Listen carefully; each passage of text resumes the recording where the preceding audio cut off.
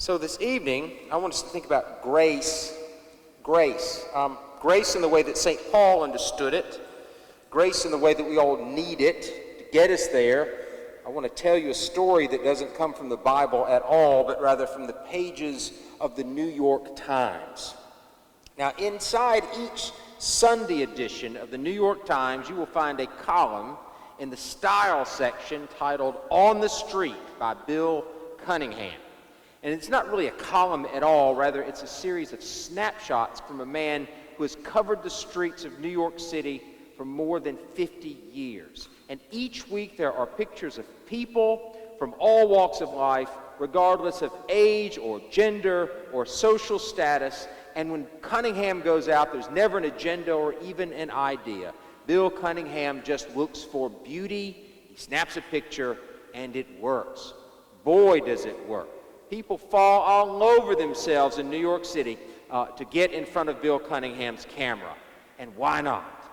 Anna Wintour, editor of Vogue magazine and inspiration for The Devil Wears Prada, which just simply means for you guys out there that she's a really mean lady, okay, summed up Bill Cunningham's genius when she said, "We all dress for Bill." Okay, and what makes his art so remarkable, okay, for Anna Wintour to say that she dresses for Bill, is the man himself. Bill Cunningham may look for fashion every day, but he is not fashionable. Rather, Bill Cunningham is an odd little man riding a little bicycle through city traffic, armed with an old-fashioned camera with old-fashioned flash and old-fashioned rolls of film, dressed in signature frayed khakis and a parka repaired with duct tape. Still, we all dress for Bill. In a recent documentary on Bill Cunningham's life, one scene showed him standing forlorn outside the security fence of Paris Fashion Week, alone and out of place among the glittering crowds. Alone, that is, until a very well-dressed woman suddenly appears, horrified that the great Bill Cunningham has been stopped at the door, and as she whisks him through the crowds and onto his front row seat of Paris Fashion Week, she barks at the guard, "Don't you know, this is the most important man on earth." Okay, right, okay, so the most important man on earth in duct tape, right, and so I want you to hold that thought, because the same thing could be said for St. Paul, right? St. Paul. St. Paul is a man who is so engraved in our stained glass imaginations that we are apt to forget he is unlikely a hero as Bill Cunningham. Now, read closely the letters of Paul in the back of your Bible, or read the book of Acts, and you will see a man who was, by his own admission, cranky and odd, okay, or braggy and chatty and chased by inner demons and struggling with way too many ideas in his head. But in his time, he was the most important man on earth because he walked. He walked 10,000 miles for the singular purpose of telling people, regardless of age or gender or social status, about a free gift that changed his life. That gift was grace. And boy, did that message work. I mean, people fell all over themselves when they heard it. And you know why? Because Paul's world was no different than ours. Paul's world was tough and mean, with too many people left behind and too many people left out. A world of haves and have-nots, a world of fear and distrust and apathy.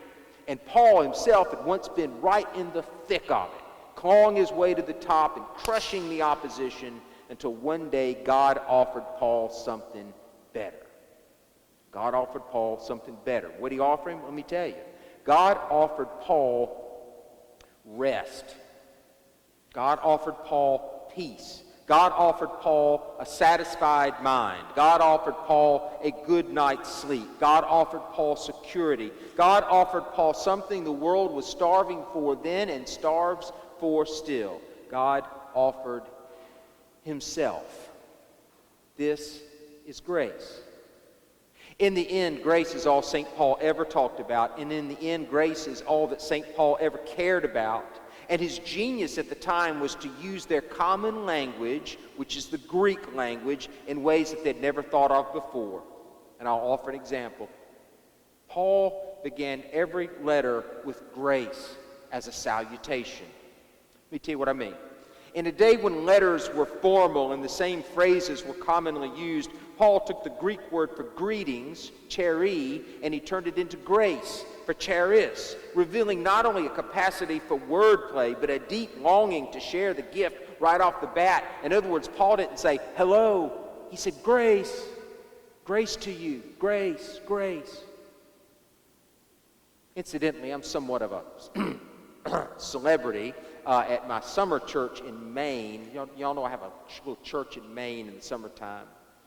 I'm a minor celebrity for once handing out packages of instant grits to the children up there and telling them that grits are like grace. At home, you get them on your plate, whether you order them or not, at the Cracker Barrel. Of course, my Yankee friends are thrilled. I mean, I did it like 8 years ago. They still talk about it. They don't know about grits. They ask if we added sugar to grits. Duh. And they also don't know that this is a tired metaphor that you've heard a million times, but up there they think I'm a genius. They can't get over the grits. Okay. Well, these days I'm thinking that grits may be an incomplete idea when it comes to grace, at least in the way that St. Paul means grace. After all, as much as I may desire the cheese grits we serve here at St. Luke's, I can live without them. You see, this is not what Paul's saying. He knew that he can't live without this grace. This is why he walked. This is why he began every letter by wishing grace for them and on them and in them. See, grace is a gift from God, unearned, yes, but grace is less like grits and more like the air we breathe. Grace is all around us, and we can choose to breathe it, or without it, we slowly die. We can see grace in this way, then it can change how we see our world. But maybe more to the point, grace can see how we see ourselves.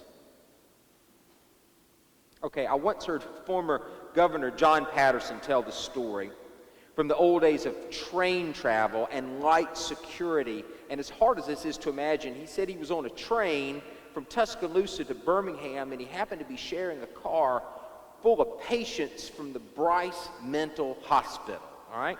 And so a hospital orderly was walking up and down the aisle, and he was counting the people seated under his charge, 1, 2, 3, 4, and he made it up to Patterson, and he recognized him from somewhere, right? And he said, "Can you tell me your name, sir?" And Patterson said, "I'm the governor of the state of Alabama." And the orderly went, 5, 6, 7, 8. Yeah, right? Yeah, right. Great. Okay. Well, St. Paul said the same thing. "For the grace given to me, I say that everyone among you ought not to think of yourself more highly than you ought to think," which was Paul's way of saying that grace not only saves us, but gives us a healthy perspective. Grace puts us in our place. I am fond of saying that of all the religions in the world, Christianity is the only one with an impossible standard and impossible demands. Even in this gospel lesson, the one I just read to you, where Peter becomes the bright one of the group and is named the rock upon which Christ would build his church, all this comes right before another crash for Peter. Open the book of Matthew. Keep reading. Just 2 verses later, Peter ends up being called Satan by his best friend. So much for the rock. But who can blame Peter or anyone else who ever tries to follow Jesus? Who among us could actually leave everything behind, or forgive 70 times 7, or turn the other cheek, or be perfect as God is perfect? Hey, we can't. Not Peter, not us. Which winds up being very, very, very good news, because it prepares us all for the gift of grace. I said this a couple weeks ago, and maybe I need to say it every time I stand in this pulpit. Grace keeps us from a trap. Grace keeps us from the trap of unhealthy self-praise on the one hand.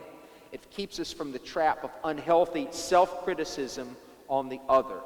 Grace helps us to be gentle with ourselves.